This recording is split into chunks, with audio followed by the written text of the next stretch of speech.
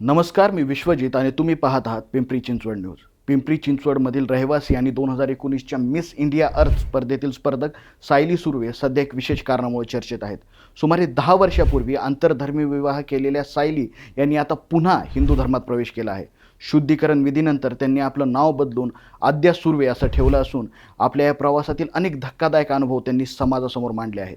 सायली सुर्वे यांनी सुमारे 10 वर्षापूर्वी एक उद्योजकाशी प्रेमविवाह केला होता.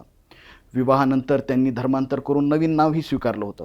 मात्र त्यांच्या दाव्यानुसार लग्नानंतर काही काळातच सासरच्या मंडळीकडून त्यांना छळ सुरू झाला. आपल्या 4 मुलांच्या भविष्याचा विचार करून त्यांनी अनेक वर्ष हा कौटुंबिक त्रास सहनही केला.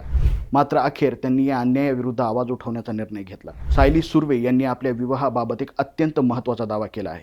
त्यांच्या मते लग्नासाठी त्यांच्यावर थेट शारीरिक बळजबरी झाली नसली तरी नात्यामध्ये त्यांना संमोहित करण्यात आलं होतं आणि त्याच प्रभावाखाली त्यांनी विवाहाचा निर्णय घेतला होता.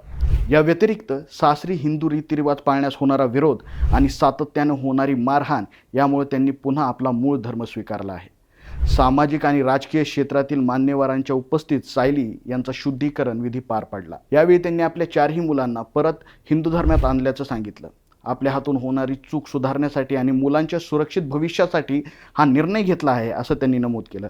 सध्या त्यांनी सासरच्या मंडळीविरुद्ध कायदेशीर तक्रार दाखल केली असून त्या आता न डगमगता आपल्या हक्कासाठी लढत आहेत. दुसरीकडे सासरच्या बाजूकडून हा केवळ पती पत्नीमधील कौटुंबिक वाद असल्याचं म्हटलं जात आहे.